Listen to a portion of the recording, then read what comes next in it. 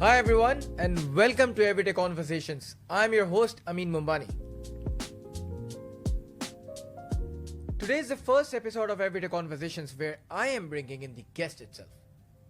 The guest in today's episode is very close to my heart. I met him a week before, telling him that I have started a podcast and I want you to be the first guest. He asked me a question, and that is the question I want to start today's episode with. He said, Amin, why are you doing this podcast? When there are so many big players in the market worldwide, who is gonna listen to you? Yes, I was blank like I am right now. He smiled and he tells me, the answer is within you. You know the answer. I was still blank. I don't know why. That 5 second of exchange was powerful than anything anyone could script it. In less than 10 words, this guy blanked me out. That is the caliber of this person. Sometimes I think the question he asked, was it intentional to tease me? Or was it something special to awaken me? Let's figure it out in this episode today.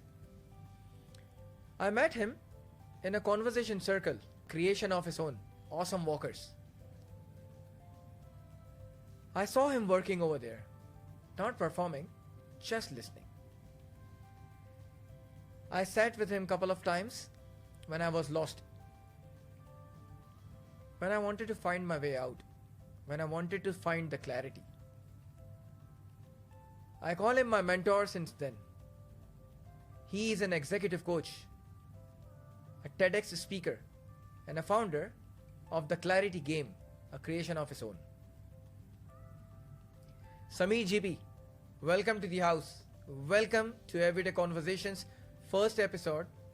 And in the first episode, I'm all out nervous because I know you are sitting across to me and I know that you know me too well. Welcome, sir.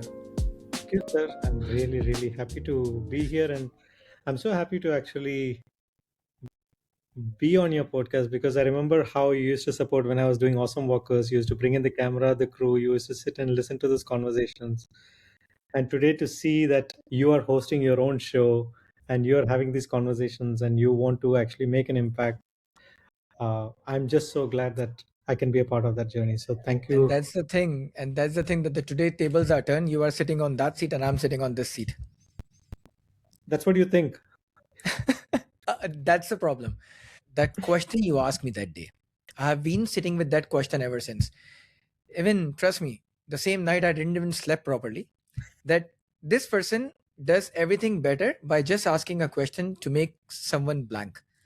And that was that why you are doing this podcast where there are so many good players and big players in the market. Was it intentional? It is always intentional because I want to understand what is the intention and motive. And sometimes people have a surface level intention, uh, but I'd like to know more. And that's why I ask questions so that I can dig deeper behind the reasons why anyone is doing anything, right? I always say look for the problem behind the problem, or look for uh, things that really matter at depth. So, yeah, I did it intentionally, but not to make you blank, but actually to fill in the blank. What you did in that question, is that how the clarity game starts? With one question that makes someone's goes blank. And the answer, someone knew it. So I like the fact that you using the word blank. And when we were kids, we used to have in school fill in the blanks, right? So they used to give a sentence and they would miss a word and then ask you to fill in that word. You can look at blank as a negative thing or a positive thing, right?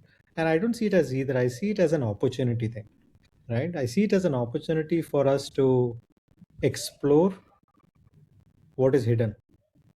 And clarity game, the whole purpose of that journey is to uncover what is hidden within us. And if we can actually have answers to what is hidden within us, that's where we have more clarity, right? So I always say clarity is not something that you get from the outside, it's already connecting the dots that is inside.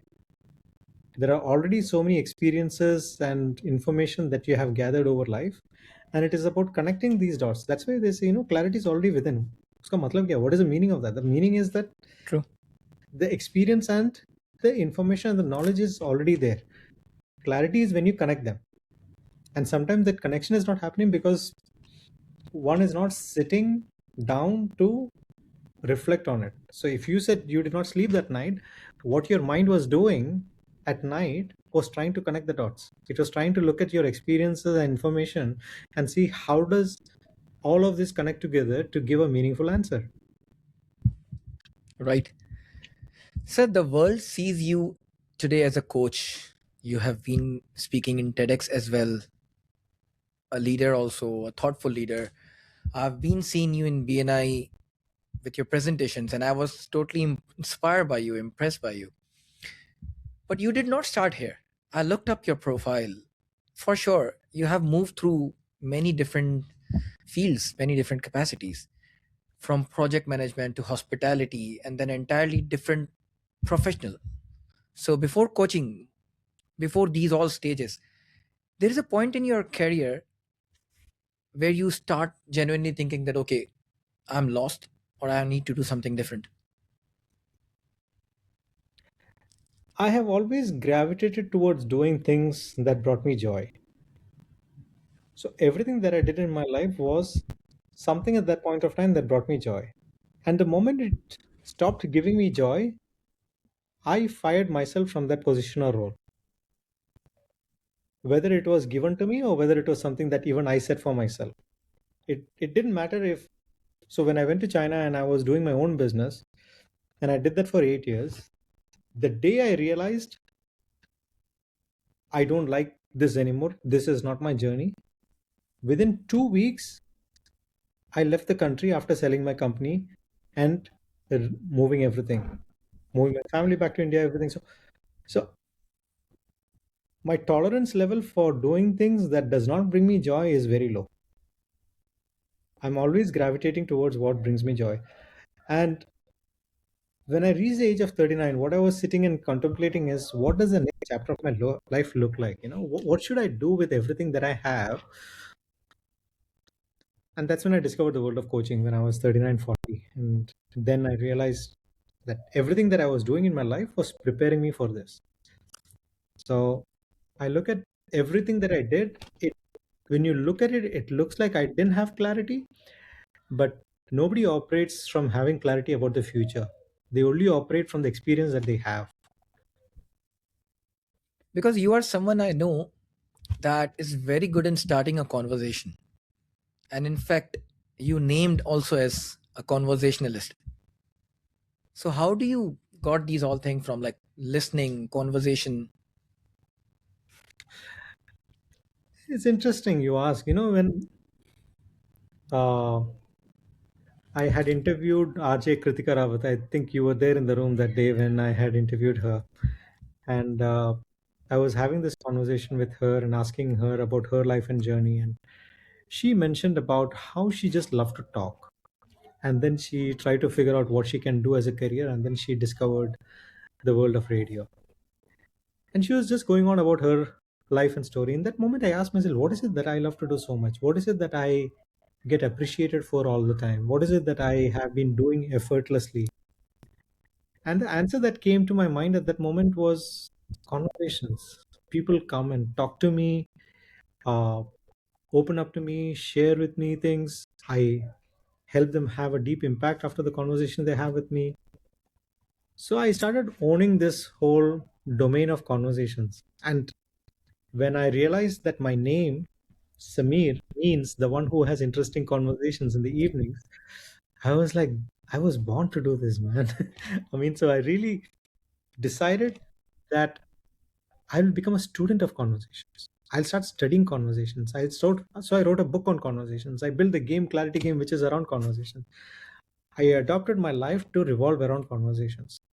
So when I say I'm a conversationalist, or when I say that I'm passionate about conversations, what I mean to say is I'm not saying I'm an expert. I'm saying I'm a student. I'm continuously learning and growing, and you know evolving as one. And what we put our minds to is what will expand for us, right? So it's just I feel my God-given gift. It's not something that I can claim ownership for. It's something that I feel is something that has been given as a gift by God to me, and I feel it's a responsibility that I have to take care of it and to grow it. Just like you have a seed and then you have to grow it into a tree and it should bear fruits. So for me, the seed that God gave me was conversations, and how I have it and how I help others have better conversations. So now the mission in my life is, how do I develop others have better conversations? How do I develop people to have meaningful conversations with others and themselves? That is what it is for me about conversations, to answer your question. The brand Samir GP is very big, so I have to divide everything into different parts. From here, the conversation thing I have connected to, like, you hosted awesome walkers. The I think I love that star kind of logo, and you make everyone being over there as an awesome. And I asked you why the name Awesome Walker. So you told me that because whoever comes over here, whoever walks into this place is awesome in their own way. So that was a conversation show of your own. And I remember attending a couple of times over there, sometimes with the crew, sometimes myself coming over here to speak to you about where I am lost or something. You were not performing anything over there. You were just fully present, like just listening to people. So is that you are saying that the God gifted ability over there? It's a gift that everybody has, to be present completely, right? Like in this conversation right now with you, I'm being completely present. I'm not having any hang-ups. I'm not thinking about anything. I'm not thinking whether I'll have a conversation with Amin and then he will post it on Spotify and then suddenly so many people will reach out to me and then I'll have so many. No, I'm just being completely present over here in service of you and your audience. That's it. And the reason for this is a very profound conversation that I had when I did the first pilot Awesome Walker session. You know, and I've shared this before, and I'll share this over here again. When I did the first ever session of Awesome Workers, I had no idea what is going to happen with that. Right? When you do the first one, of course, I just had a room full of bean bags, and I was like, "What do I do with this?" I said, "Okay, let me invite people and have a conversation." So all the people who were going to come, they said, "What are you going to talk about? What is this?" I said, "I don't know. We'll just have a conversation." And then that morning, this name struck, Awesome Walkers. And then I announced during the first session that this is the name of the conversation series that I'm going to do. And then I Really, did it was the, not decided before. no, I mean, it just all randomly just happened like that. So the first intention was just to bring friends together and have conversations. So I invited 10 people and said, you all bring one more person. So like that, we'll have 20 people in the room and we'll talk. So what are you going to talk about? I said, I don't know. You come, we'll decide. So when everybody started asking the same question, then I built on a format and I said there'll be two guests and we will talk. I will talk to them, and then you all will benefit from that. So what is that? Because this concept didn't exist or there was nothing of the sort around in Dubai. And I don't think there is anything of the sort right now also in It's Dubai not there. or anywhere, right? So they had no context to connect it to. So after I did the first one, I went and asked feedback from a few people and said, "What do you think of the format? What do you think of the show? What do you think of how I delivered everything?" And there is this one gentleman, whose name is Colonel Mohammad Murad, Emirati guy who used to be the president of Toastmasters internationally. He was there in the room that day, and he said, "Samir, what you're doing is brilliant." Uh, he said, "I have one suggestion for you." I said, "What is that?" He said, "Never make Awesome Walkers about you. Make it about the guest who's coming and about the people who are in the room. The show is not about you. It's got nothing to do with you. So don't try to sell yourself, don't try to promote yourself, don't do any of those things. Just ensure that it's not about you."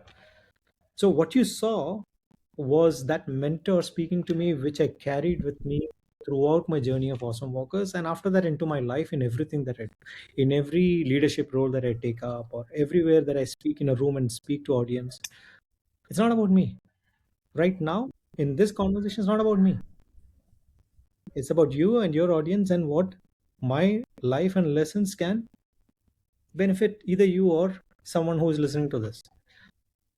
Because I've lived my life and that is not going to happen again. And that is already done and dusted. What's the point of talking about it? But if there is something from within whatever I have said or whatever I'm going to say that will help even one person, then I think the effort that we are putting into over here for this conversation does justice.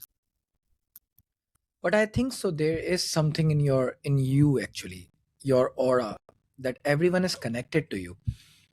Myself, I whoever I met since that awesome walker journey, and before awesome walker session, an hour before I came to you, and we said one to one for my stress and all that.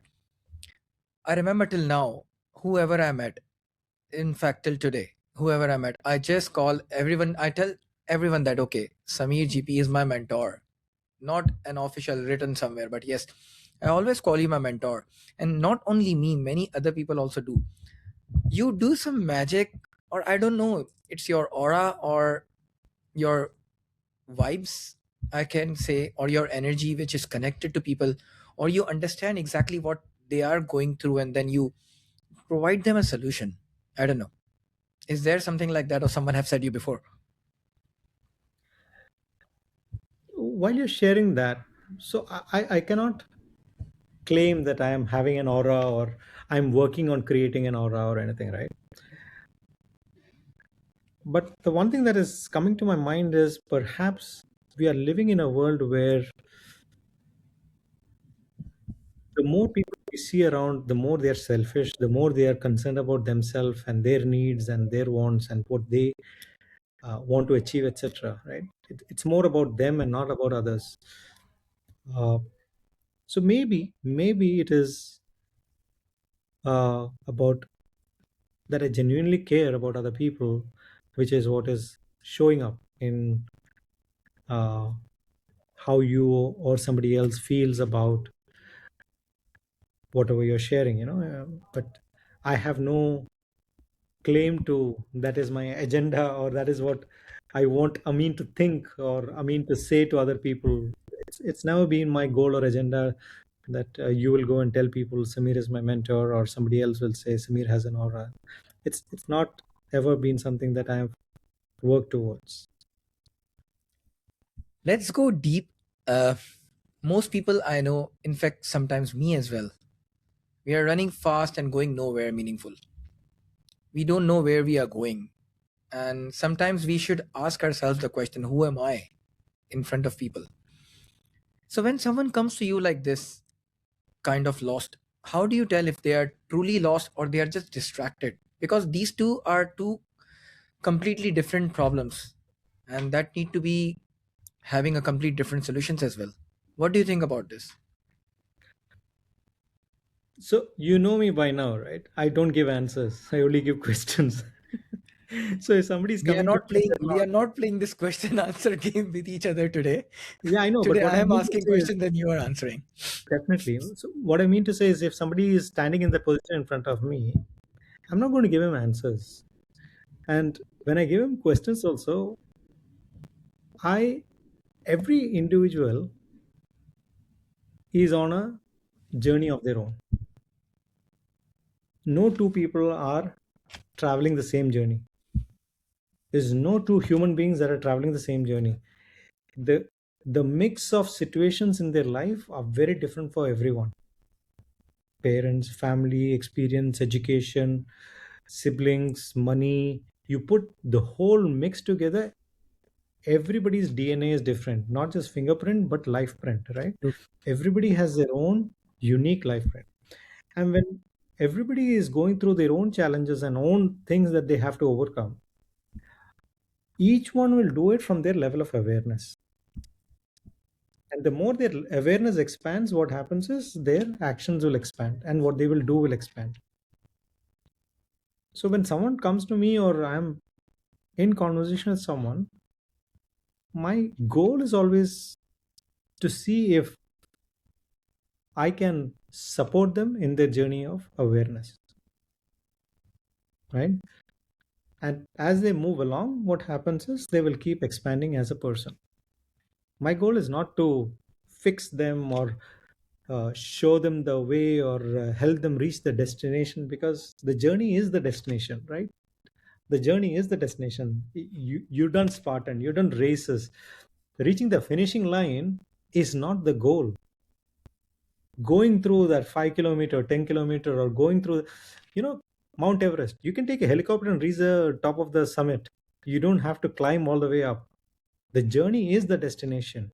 The journey of your preparation for reaching that final point, doing that in a certain time, whatever that is for you, that is the destination. And life is the same, you know. And what a lot of people, whether they are leaders, whether they are parents, they try to do is they try to remove these obstacles for the children or for the team members, thinking, let me make it easy for them so that they can reach the destination fast, not realizing that the destination is the journey and not actually the finishing line. You're right. People try to solve this distraction with more busyness. And how do you teach someone to actually sit in that discomfort long enough to hear what is telling them? So I've done Vipassana. You know Vipassana, right? Vipassana is 10 days of silence meditation, which There they should have be in. a list of what exactly you have done to show the listeners actually. No, no, What no. have you left it? So the 10 days of silence will actually, there are a lot of people who are scared to do this. There, there are a lot of people who are scared to sit with themselves, even for one full day, keeping quiet. No TV, no mobile phone, no books, no nothing, no And you have podcast. done this for 10 days? I've done this for 10 days, right? So 10 days of, so it's in Russell Khama. Have you heard of it? No. No. So it's a global movement. You go to a resort, and your listeners, wherever they are in the world, there is usually a center everywhere in the world, Okay. right from US to Europe to India to Australia. You go to any country, there are multiple centers across the world. And the basic program that you have to start with is the 10-day program. They also have a 1 day program, I think, or a half day or a couple of hours program, but traditionally it is the 1 day program. Once you do the 1 day program, there are people who do this for 30 days and 60 days. 30 days and 60 days of complete silence. So 10 days of silence, no books, no talking, no communication, nothing. Can you guess how much is the fee for this? You stay in a resort, you get your own room, you get food, everything. How much would you pay? Is it zero? Yes. Really? I Yeah. just guessed out. So you pay whatever you want after the program is over. You can, and if you don't have money, you don't have to pay also. You don't want to make any contribution, you don't have to make any contribution. So you'll ask, how are they sustaining this? And they're sustaining it because of the people, the generosity of people who came before you, right? But the point that I want to make over here is sitting with yourself in silence opens a new door for you. You start, day three is when a few people will leave. They'll say, I can't do this anymore. They're not comfortable. But if you can cross three and then four and five, and then you'll start seeing the magic of how you see yourself, how you see what silence can do for you. You'll see what is important for you in your life. You'll start seeing a shift inside you as well. Right? This 10 days is actually a 10 days meditation course. It teaches you what meditation truly is. Uh, so, distraction, coming back to your question, is taking us away from centering ourselves and being connected with ourselves. And our life will be better not because we start doing more things, but it'll be better if we start doing less things. It's about subtraction and not addition that we need to do in our life to live a more connected, meaningful, holistic life.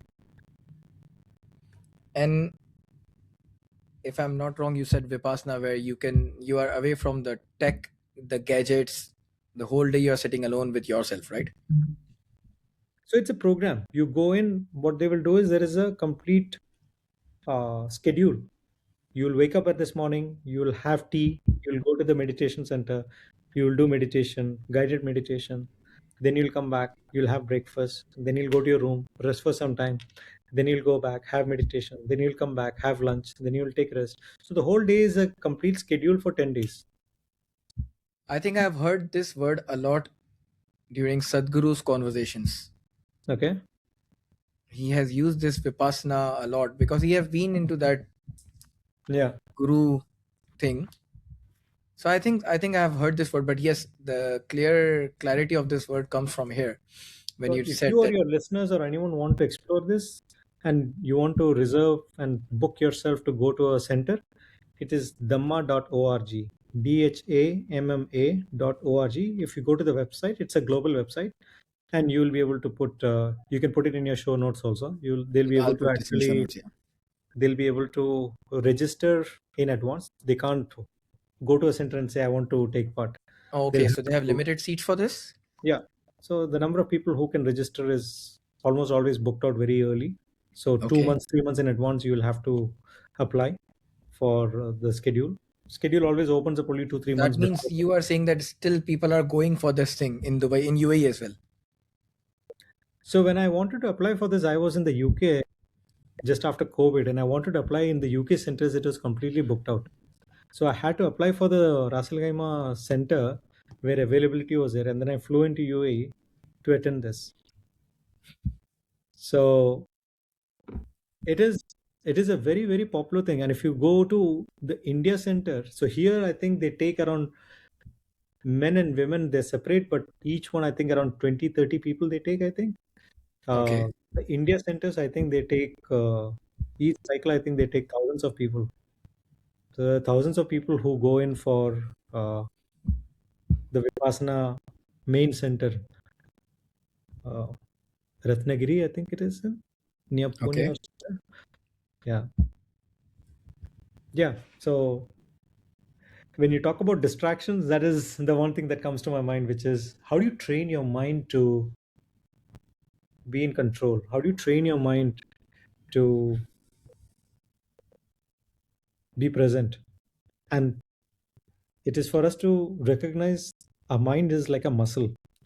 It depends on how we exercise that muscle, right? We can exercise it to scroll and be completely mind free, and you're not applying our mind and doing something constructive with it. Uh, or we can use it to channel it to do something which is a meaningful work. So the answer is to explore what do you want to dedicate your mind to be studying constantly, evolving constantly into, and creating something meaningful. And it is true that the meditation is very hard thing. Once you are into it, then you are used to. But to enter into this meditation phase is very hard. That's why the meditation timings are also very early in the morning for in the religions actually. So meditation is not just early in the morning. If you think about it, for Muslims, it is 5 times a day. I know. But nobody calls it meditation. They call it prayer, Yeah, and they do it meaninglessly, and they're not completely immersed. that's Meditation the is thing. removing all thoughts and being centered, right? That is what truly meditation is to be able to control your mind in one direction. And we don't do it that way. We are in motion. People, when they pray, they are thinking about what is for lunch, what is for Comes dinner, for here, comes for here, comes for here. Everything pops in. what is work. Yeah. So it is tough. I remember uh, it's really very interesting. There is a lecture that happens every evening during Vipassana. Uh, and in those lectures, there are so many lessons and nuggets that you learn, and I don't want to reveal what those are, because if you or somebody is going to experience it, it will Definitely. destroy the charm of it. But It's something that you have to. I mean, for you, I usually don't give advices so much, but this one I would suggest, give you a suggestion. You must schedule and attend one. Costs you nothing, man. Just your time and effort, and telling your whole family you're not available for 10 days. That's it. Nothing else. Definitely think of trying this. When I sit with you before, when I sat with you like a couple of years back also, and recently we had a meeting, the word clarity and the clarity game you started. So I would just want to know the word clarity, which is used constantly Hmm. by you. And it's also the name of your signature work, right? The game, clarity game. But in boardrooms and the corporate offices and meetings, this word is like thrown down and it means nothing over there. What is the Hmm. real difference between having a plan and an actual clarity? Having a plan and actual clarity. So I already introduced what clarity is about, but Mhm. I will repeat it in the context of this question again. You can only have clarity about the past.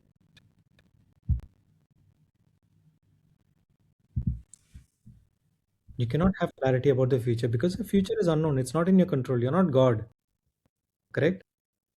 True. So the moment you realize you can have clarity only about the past, which means you connect your experiences and information and knowledge, that is what clarity is, right? And then with that information, with that clarity, you decide what to do now for a plan that you have for the future. So plans are forward facing, clarity is past facing. And the moment we recognize that you anchor your clarity to build on your plans, then you start seeing the separation between the two. A lot of people say, I don't have clarity about the future. Of course, you don't. You're not God. You can have plans about the future, right? You can have goals for the future, but you can't have clarity for the future because I you don't remember know. your awesome planner Yeah, just when you said goals about the future. So was awesome planner was also based on this clarity thing? it was anchoring on clarity and plans together. It was a combination of both. So you had to do an audit, you had to do an assessment, you had to understand where you are right now to define where you want to go moving forward in the next 5 years, 1 year, and 100 days, right? So it is really having a clarity about what are you bringing to the table, what resources do you have, what is your journey, to sit and reflect and think about that first and foremost before you actually think about where to go next. And a lot of people, what they make the mistake when they're trying to design and create or build a future is they listen to the noise outside, from parents, from friends, from society, from media, from other people, from TikTok, from LinkedIn, from, and they don't listen to the voice which is the most important, that is the one inside. What are they feeling? How are they feeling? What is stopping them? What is holding them? What is bringing them joy? What is making them excited? These are signals for them to choose what they should work towards. But they choose to ignore that voice because they feel, oh no, that is not worth listening. Oh no, that is maybe just my thinking. It might not be true because the noise outside is not connecting to the noise inside. And therefore, they sacrifice the noise inside. Actually, it is the voice inside, not the noise inside. But they call it the noise inside, and therefore, they suppress it. So this brings us to the next phase of the clarity game itself. So walk us through it from the inside. What exactly the clarity game is, on a brief only, or if you think whatever you can explain on that. And why did you gamify it? Is this necessary to make it a game and play with the peers and leaders and everything, or the leadership? It's a very interesting question because even yesterday, when I was doing this as a demo for a corporate, they're saying, why are you calling it a game? Why can't you call it an experience? Why can't you call it something else? Organizations don't take this word game seriously and they don't like this word game. And in fact, a lot of enterprises block the website because it has the word game inside it. But for me, I feel game is such a powerful way of actually looking at what the solution is. Uh, and it brings in a level of engagement, but at the same time, it brings in a level of transformation. And for me, the clarity game is a solution that helps managers become more effective as leaders. And what do I mean by that? We've all been hearing about management skills, leadership development. All of these are used so much that people are tired of it. People are, oh, one more solution, one more person coming and trying to pitch and sell to us, etc. But the clarity game is truly a differentiated solution. This is not just me saying it. This is all the AI tools where I put the data and information about the game. I ask it to give me feedback and tell me, is there something uh, that does what this does at the depth that it does? And there is no, there is nothing. So, what is the clarity game? Game is where organization leaders or managers come together and they learn and support each other, grow together through peer coaching, which means they start coaching each other through the game, and they set goals, they hold each other accountable. And organizations, what happens to them is they get to see development initiatives translating into accountability structures, which translate into transparency and visibility for how the organization is actually building leadership pipelines. I know there's a lot of jargon over here, there's a lot of words that I'm using which will sound familiar to leadership development and training and learning and talent development people, but for the normal people they'll be like, what's he talking about? But to simplify it further, how I say it is every manager has two roles to play. If you are listening and you're a manager, know this, that you have two mandates. One is you have to deliver on results, KPIs, targets, etc. The second one is to develop people under your care. You have to develop the people who is reporting to you or who are around you. It is a responsibility of a manager to do that. And how do you develop people? There are no set structures or frameworks. Everybody does it in their own style. So what I've done is I've put a process behind the second part of what a manager has to do, how to develop people. And then that structure translates into the entire system for the organization on leadership development, so that by the end of the whole intervention, they get to see what a leadership pipeline looks like. Me, who can we promote tomorrow? It is not, oh, I like Amin, so let me promote him. It's not like that. No manager can do a biased promotion anymore. They can if they want to, but there is also data.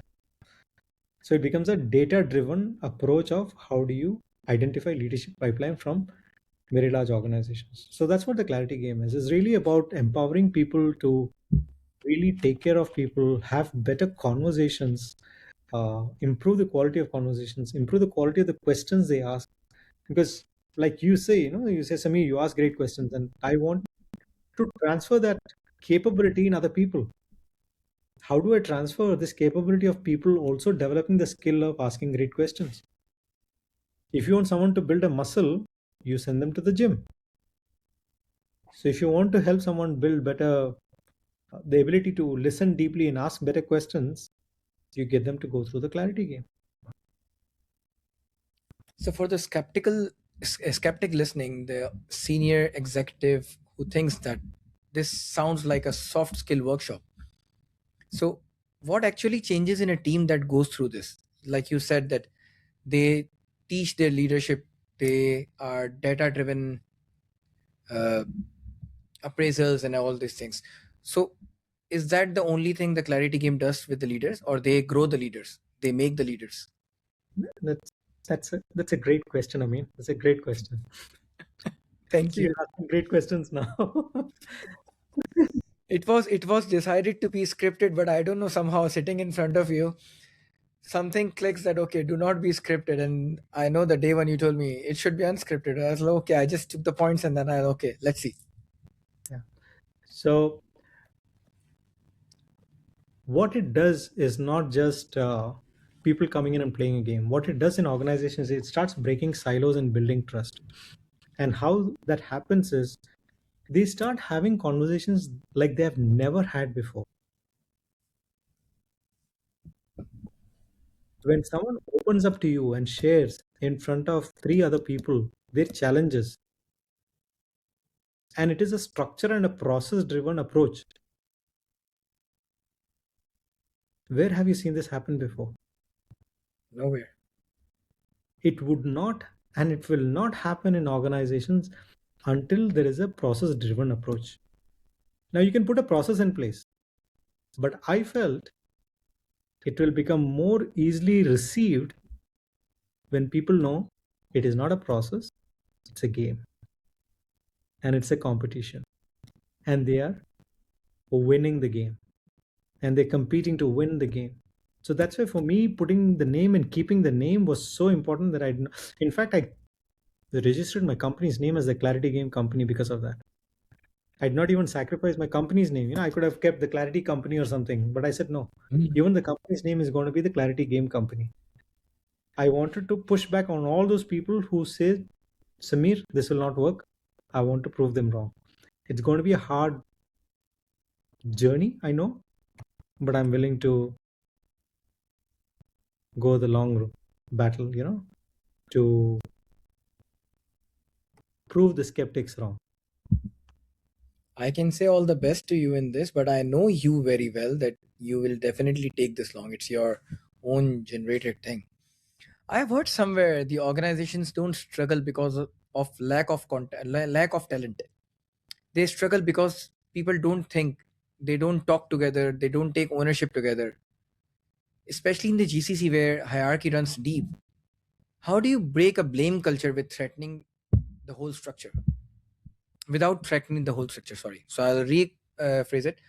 How do you break a blame culture without threatening the whole structure, especially in GCC region? So, one thing that I have realized is this: after talking to many organizations and presenting the Clarity Game to many organizations, the Clarity Game is not a solution for all companies.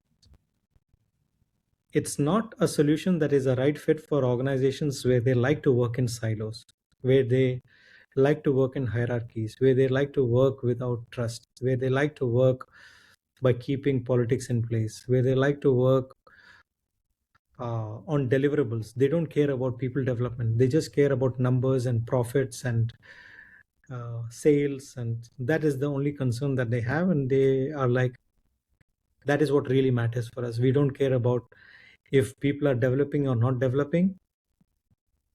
It doesn't matter for us. And a large number of organizations in the Middle East are like that. So in those organizations, I have nothing to do, right? Or the Clarity Game has nothing to do, or it's not something that they will appreciate what it can do. I remember when I was going through my coach learning days, of learning to become a coach and the first NLP program and everything. Somebody had asked this question to the trainer: if somebody doesn't want to change, how can you help them? How can you coach someone, or how can you help someone who has made up his mind that he doesn't want to change? And the trainer said something very simple. He said, you can't help someone who doesn't want to change, who's made Everything up his mind comes, not to everything change. comes within actually. So Everything don't comes you, from inside. right? So to answer your question, if they are afraid of breaking hierarchies and structures in place and they want to keep what they have, I can't help them. They're already helping themselves. They're already maintaining and keeping what they want. So they're doing a good job with the goals that they have in their mind. Why rock the boat?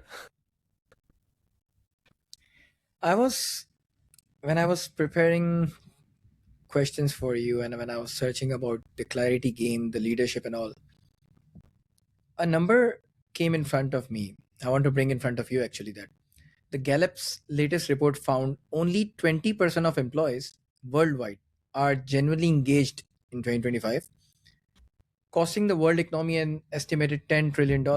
So, 4 out of every 5 people showing up without real engagement. Is that a motivation problem or a leadership problem, or is it something else? Or it is connected with the clarity solutions? See, I think somebody said this, 50% of all statistics are wrong. But so we don't know which statistic we are following now, whether the wrong one or the right one. But But still, look, if even if the statistics are wrong or the numbers are no, incorrect, the but the jokes thing is, apart.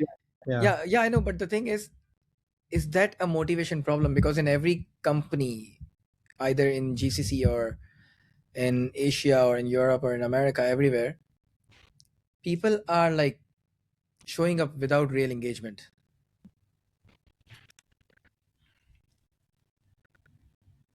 People are कुछ तो showing up होंगे without ना, real, कुछ तो होंगे. people are showing up with real without real engagement. Uh, and the reason is what we shared about earlier, right?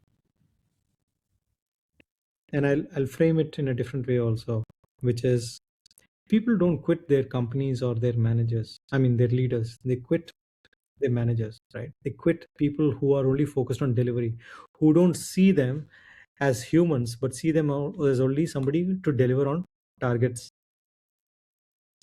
So if we live in a world where everybody is a manager, is not a leader, such organizations, such people, what they're doing is they're driving people away. They're promoting disengagement at work rather than engagement at work. They are not developing the people under their care. So this is the problem that I want to actually solve. And in how way I want to be part of solving that for organizations across the world. And it is not about me going in and delivering the clarity game and facilitating every session. No, I mean, that was what I was doing initially, but now I've gone beyond that, and it is about really certifying facilitators internally within organizations, letting them run and do this on their own rather than depend on external facilitators and depend on external vendors and support, but to do it internally and to keep growing by building that culture of trust and engagement internally. So the whole structure also is where people, when they come to play, they're coming to play as group of 4 or 10 or 12, whatever numbers. It's not something that you do one on one, which is what traditional coaching is. You do one on one coaching. Here what we're talking about is do it in a group, because everybody should benefit from that conversation. There are people, even awesome walkers, when I was doing the idea for awesome walkers came because I used to have amazing conversations with people just like the one we're having right now. And I used to think to myself, what if others could listen to this and become part of this conversation? How beautiful would that be? Right? So the whole intent, the whole focus was always to get people to listen to these conversations. And I didn't do podcast, or I didn't record, or I didn't do all of those things in those days, but I just wanted to really bring people together. And this is what I'm trying to create within organizations also with the clarity game. Bring people together, have those conversations, create those shift, and grow together, not in isolation but as groups. And what you do with that is you increase the engagement score, you increase how people drive within organizations, you improve the motivation, you reduce attrition, you elevate the organization to become better and higher performers. So that is my motivation when you ask about uh, Gallup and the scores and everything. It is, I feel God has put me on earth to do this job, to make people have better conversations. And I'm glad that the one that we're having right now is also so meaningful. And the fact that you are also getting out of your comfort zone and asking unscripted questions and being completely present. And it's a muscle that when you keep doing this, I mean, what you'll see is you'll start evolving as a person that you won't recognize after your 10th or 50th or 100th episode, you'll start seeing that you're not the same Amin anymore. And that is the beauty of conversations. When you start having meaningful ones and you're asking not from a script, but from your mind is getting shaped, right? Because you're making your mind do the work. Your mind is getting running on a treadmill, or and then you have to process everything and you have to spit out a question. So kudos I to you. remember the same thing.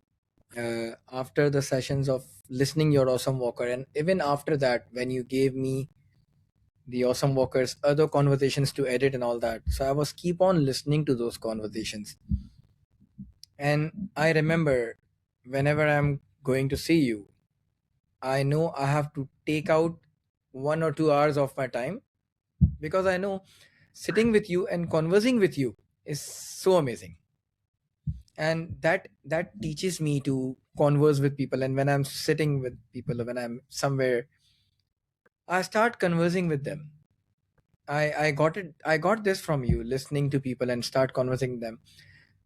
But again, as you said right now, that after 50th to 100th episode, it will be changing. Something will be changed in me.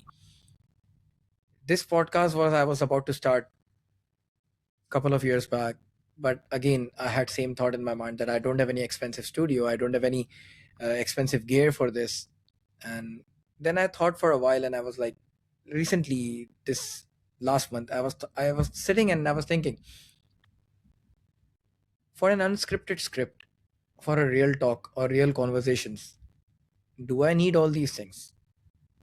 I just need a mic, and to get on whatever comes in my mind, I have to speak to that. So thank you for that, that you taught me those things. But again, the question I asked you last one, I had something again in my mind which came immediately for that. As you said, that to have that healthy conversations with your peers and leaders and all these things, to invite them to get into clarity game where they can change themselves, they can upgrade themselves. For that, actually, the manager should be a leader as well, right? If a manager is a manager, or if a boss is a boss, this clarity game could not be included in the entire organization. Because if manager or a boss thinks like a leader, I think then only the clarity game steps in. But this is, I think, in 2026 and 2025, it's very rare that a boss is a leader or the manager is a leader. Mostly in many small organizations, if I'm saying. So while No, you're framing, I'm not personally attacking any company. I'm no, just when you're sharing a thought. framing the whole question, your Hmm. last two words actually framed the entire problem correctly. When you said uh, small companies, the challenges are different. They're not thinking about leadership, they're not thinking about people development. They're focused more on delivery and trying to grow and survive and sustain the business, rather than think about people development and grow the business and scale the business, etc. So leadership development or talent development or people development are all challenges when you start becoming a large organization, and when there is no visibility and there is no way for you to actually know what somebody is doing over there. So the quality of uh, the manager is defined by the quality of recruitment. At the recruiting stage, if they are not doing effective analysis and understanding during the interview process to see if this person has got leadership material, not just capabilities, that is where you will see some organizations do very well and some not. So, yes, you're right. In small organizations, this is not a priority, and this is not a mandate, and this is not something that small organizations do. If there is a small organization where they give it priority, it is very likely that the founder or the CEO of that small organization used to work in a very large organization. So he knows the culture and effect of people development, and he's trying to bring that into his ecosystem. If he's not had that experience of what people development can actually do for organizations, they will not prioritize people development. So either the manager comes from a big company or he needs to think big picture. Because if I recall, I was sitting with you 2 days back. We talked on something about the leadership, about how the leaders are made. So even if the small company, if we talk about a small company, even if the small company wants to grow and they are surviving to grow themselves, to grow bigger in a bigger picture, again they need to involve their peers, their subordinates as a leader. They need to train them effectively. So again, the question is same place. The small companies uh, can train their leaders with the clarity game if their managers are managers, not leader. It all comes down to the intent, right, of the organization. What is the motivation? What are they trying to achieve? What is the north star for the organization? What are the values that is driving the organization? It really depends on those things. Like I said earlier, again, I'll repeat, the journey is the destination. The journey of growing a company is the true destination. And it's about you seeing how can you evolve, how can you do different, how can you do better. So for a small organization, for the founder, for the CEO, for the managers, what are they trying to actually achieve? And if they're trying to really build capability, build people, build infrastructure, build uh, a legacy kind of a thing. I'm using the word legacy very loosely over here, but it really is about seeing if you really care about people, what will happen is those people will never quit. They will never leave. And your company can grow 10 folds, 100 folds as a result of that. So it all boils down to the motivation and intention, and it will work in a small organization as long as the managers or leaders intent is to take care of the people under their care and to develop them. I know one company over here where they tell their managers, if in 2 years or 3 years, if you're still sitting in this position, you're fired. You should find your replacement and you should go to the next level. You can't be doing the same job in 3 years. If you don't have a promotion position for you, create one. But you have to move and somebody has to take your position in the next 2, 3 years. So develop someone to take your spot. And that is true leadership development, right? That is where you start thinking, that is where you, as a founder, as a owner, you start thinking, what does building a company look like actually? And for a lot of organization, it becomes difficult if you're in survival mode. Then in survival mode, when you're trying to figure things out, these kind of thoughts escape and does not get prioritized. So whether the managers are leaders or not, the clarity game could be in if the intent is good. So see, you said something interesting over here. You said whether the managers are leaders or not. So how do you differentiate that? Again, you're throwing a question on me. So I will answer the question. Good. A manager is a title that the organization gives you. A leader is a title your people give you, right? Because if you ask me, like, I can. No, no, I have to also answer now. So, of course, manager, you said correct, but the leader, I can say that a leader is the person who is helping their employees, if I'm not wrong. He Yeah, thinks about the employees. Manager thinks about growing the company or. he can think about the employees, but if the employees are not thinking about him or not developing because of him, so even a manager is thinking about his employees, not only leader. Saying, how will this fellow go and bring that sale for me today? He's also thinking that. It's not that he's not thinking about his team members at all. Managers are also thinking about. It's not about the thinking part. It's about the developing part. How do I develop my team members? Not how do I get my team members to deliver. How do I develop my team members' capabilities, skills, resources, expertise, mindset, behavior? How do I upgrade them? What should I do for them? What skills should I get them to develop? What training should I give them? What workshop should I give them? How should I coach them? What should I do for mentoring to develop them? If somebody is sitting in the same role after 5 years, 10 years, 15 years, it's not only his problem, it's also his line manager's problem who is never invested in getting him to grow and develop. The same thing which you said earlier. If a person doesn't want to change, what a line manager can do then? Ask questions, open his awareness, and maybe he will start wanting to change. Okay, that could be good. Right? Start asking the questions, right? Sometimes uh, so they are not wanting to change because of their current level of awareness. So expand their level of awareness. But even if they're expanded awareness, they don't want to change. So there is a gentleman who used to be in a hotel as the concierge and opening doors and everything. And when he got promoted, he refused. He said, "Don't promote me, sir, please." They wanted to promote him and put him into office, and because he was very highly rated, every guest liked him, and everyone used to talk very highly of him. So they wanted to promote him and give him more opportunities. So, no, I'm happy what I'm doing. I want to do this only. Later, they found out he was getting so much in tips that he would not get that kind of money. He got promoted. That's the thing.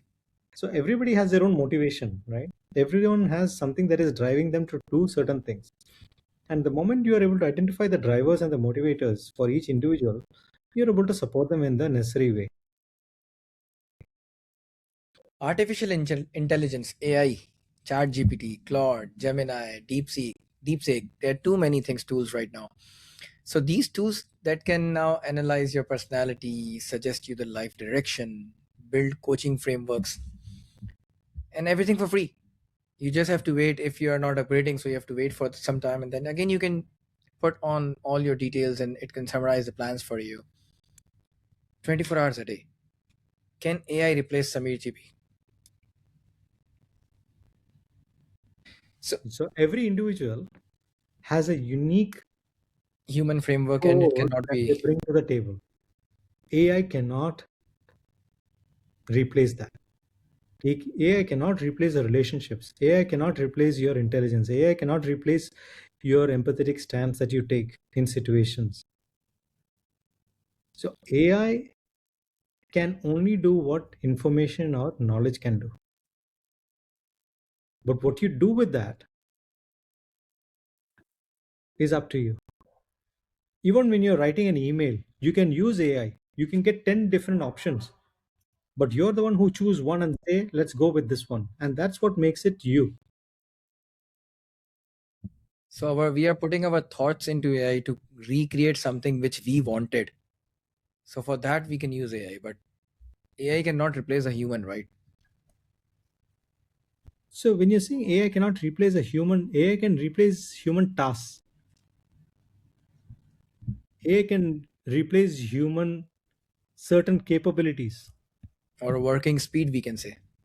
Yeah, but AI cannot replace uh, what humans uh, bring to this earth, which is You you built a clarity game, right? A structured framework of questions, conversations. So couldn't someone feed that all into an AI and get a similar result? Where is the line in between? relationships. So what we are building with the clarity game is not giving people answers or solutions. What we are building for organizations is those relationships that didn't exist before because those challenges were not openly spoken about. So what we are doing for organizations with the clarity game is embed a culture of collaboration, connection, and curiosity where people feel deeply empathetic towards each other and therefore build trust and work together more effectively. And that AI cannot replace. So I say AI can replace managers, but AI will not replace leaders. Last question on this AI thing.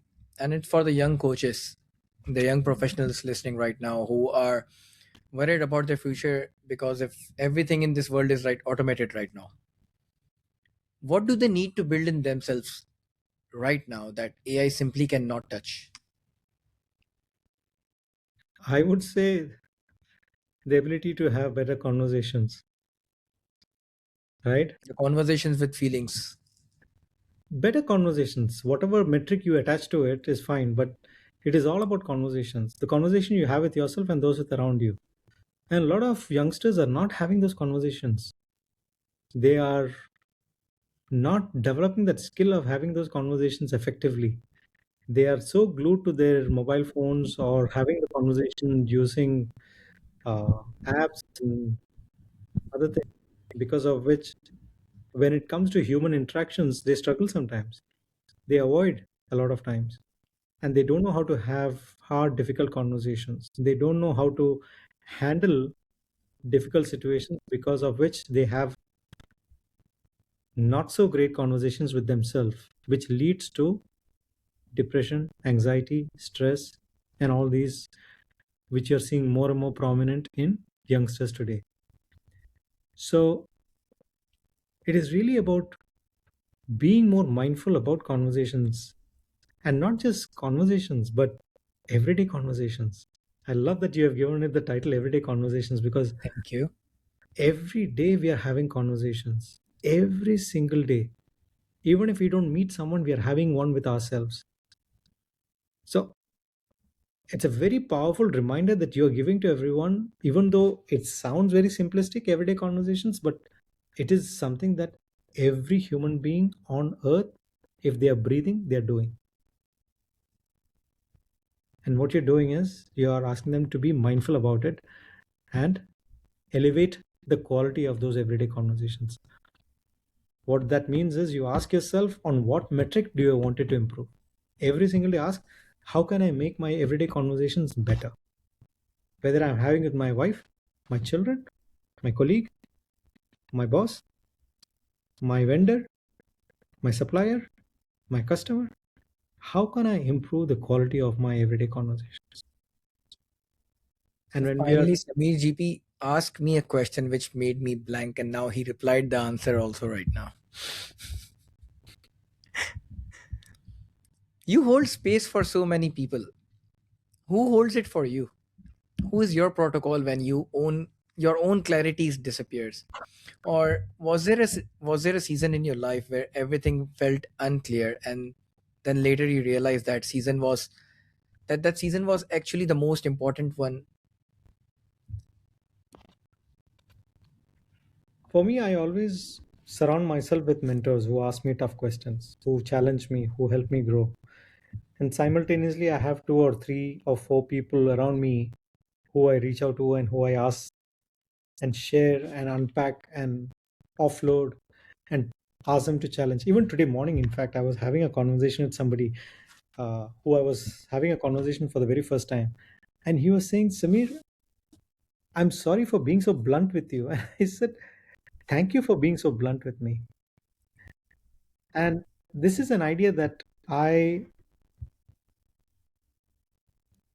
was thinking about the last couple of days, of how much of a gift it is to have friction in our life, right? And what I mean by friction is anything that is not smooth creates friction, correct?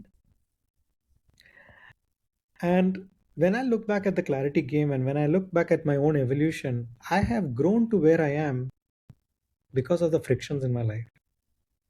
The more friction I had, the more I worked on those frictions to make it smooth. To give you an example, if I take the clarity game to an organization and show it to them, if they're not buying it, they're not buying it because of a friction that they are talking or not talking about. So I work on the friction to see what can make it smoother for them to say yes to it. So constantly working on the frictions in my life has been the pursuit that I have been going through, I realized recently. And therefore, when I am struggling with clarity, or if I want to make meaning and sense of what I'm going through, then I have conversations with people who trigger those moments of friction for me, who challenge me, who ask me questions, who hold space for me, who push me, motivates me, and trust that I will make the right choices. And it's important for all of us to have those people in our lives, to surround ourselves with people who will be the friction that will help make things smooth moving forward. So outside these titles, the frameworks, the stages, who is Samir GP? What does he love? What does he still wonder about? I am always wondering. That's why I feel I'm a wonderful guy.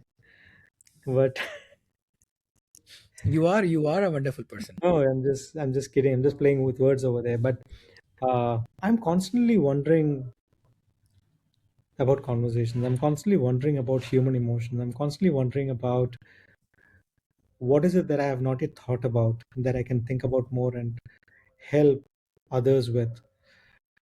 I'm constantly seeing how can I serve others. I'm constantly exploring what am I not doing that if I start doing will make things better for me and for those around me. So those are questions that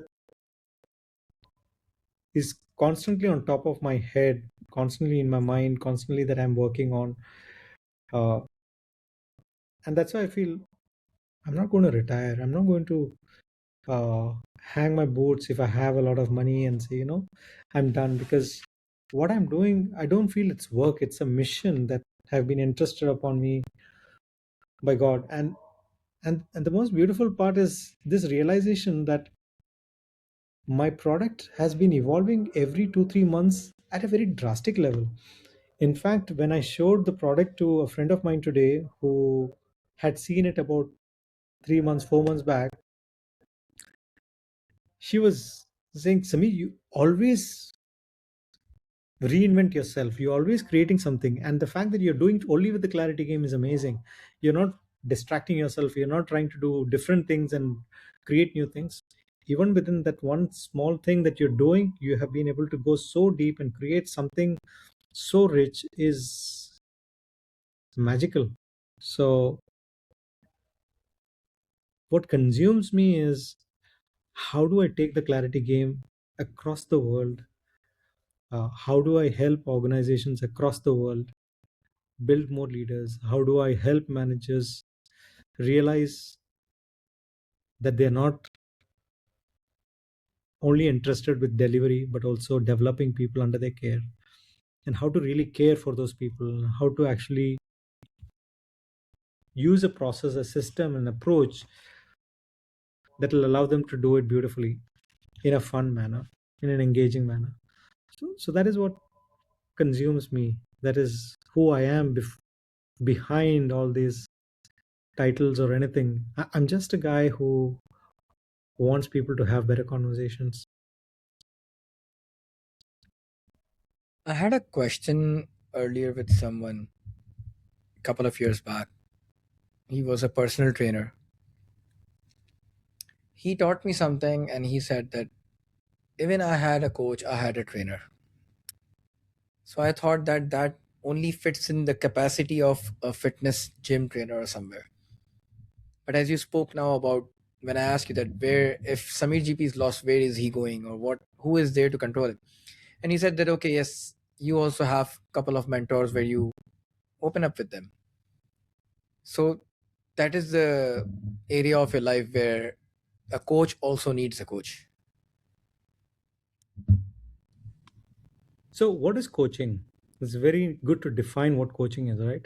How would you define coaching? And I'm going to ask you this question. Don't stop me from asking you questions. I want to hear what you say about it now.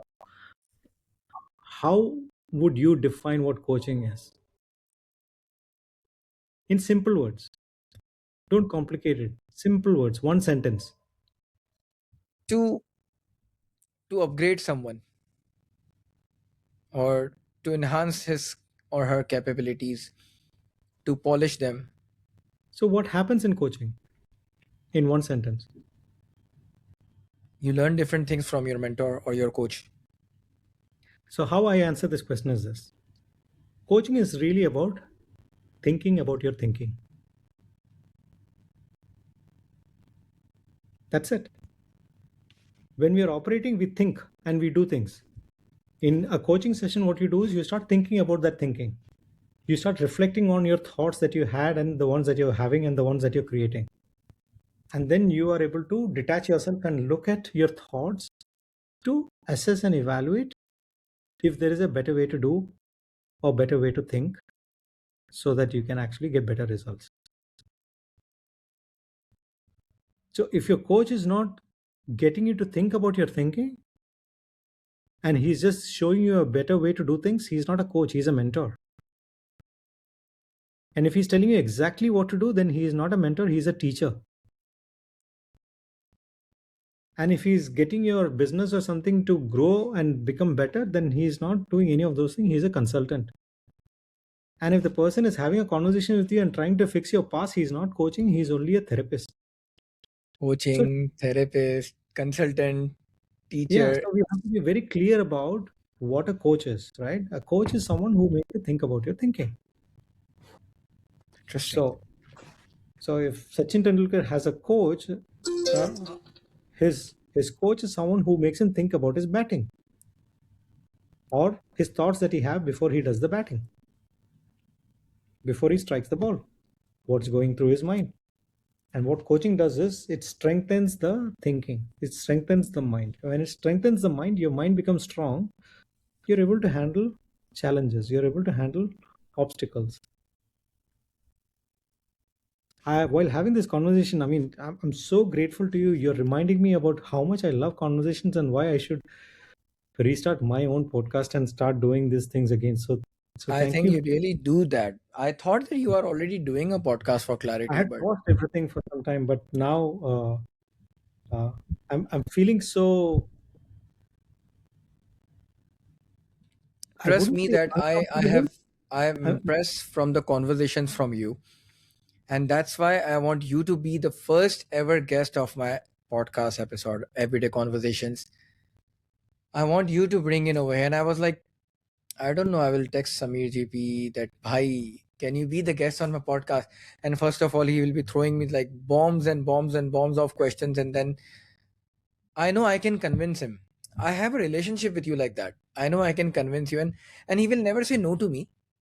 That's for sure. did you But I have to don't want to convince? take it for granted. I want to speak to him. I want to learn more from him. So, yes, Did you have I to even am. convince me? You just said you're doing it, and I said yes. I know. I was thinking that I will convince you if you said no. But really, thank you. Thank you so much for I being told you over not to here say on thank my you podcast. also. I have a lot of thanks to do you.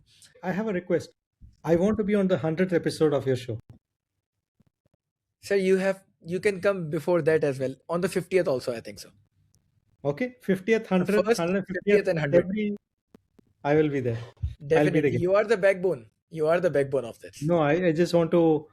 I want to experience having the conversation with you, number one, and I'm sure I would have evolved and become a different person by then as well. So And I definitely would love I to. will do one thing. I'm telling on this podcast right now that on the 50th episode I will do one segment of reversal where Samir GP could be on the host seat and I'll be answering him. And I'm super sure that I will be answering him that time. I won't be blank. Lovely, beautiful, love it. Thank you so much, Samir bhai. Thank you so much. Thank you so much. Really appreciate, and you were a fantastic host. I mean, I'm telling you. I think I wish, this fingers is a great crossed. beginning. I hope I did a very good job. I don't know. You did, you did, you did. You you were so present. You were so thoughtful in your questions. But the most important thing, what you did is you held space. You allowed your guest to answer. You didn't interrupt, you didn't interject, you didn't throw your opinions, you didn't try to take the conversation in any particular direction. You were being completely present. So that that is very commendable, and I think because of that, your podcast listeners are going to feel grateful towards you. They're going to thank you for it, because you're allowing your guest to unpack and share, and you're guiding that conversation in a way that I can see in your conversations you're truly mindful about your audience and guests, and that is the hallmark of a great conversationalist, right? So, I Thank mean, you you are a so much. conversationalist as well now. Conversing with you, either me or anyone, people lost in your conversations. They listen to you peacefully. Trust me, I have seen the whole area of the awesome walkers where people were just lost in listening to you. No phones, nothing. Everything was kept on a side. I haven't seen anybody touch their phones in the awesome walker conversations. I haven't seen anybody interrupt you in BNI presentations as well when you're presenting something. I told you before, I'm telling you now in the last moment of this episode that you have that aura that people listen to you and people listen to you peacefully because you have that thing, some magical thing you have that you keep people engaged with your conversations. And I think I'm learning this from you and I've got this from you. Thank you for sharing that. Appreciate. So yeah, and if this conversation made the listeners pause even once, it is a beginning. Ask yourself who you are and what you want to do in your life. Wherever you are, whatever city you woke up in this morning, whatever version of yourself you are currently trying to figure out, stop drifting, start asking. And the answers are closer than you think, and the all answers are within you actually.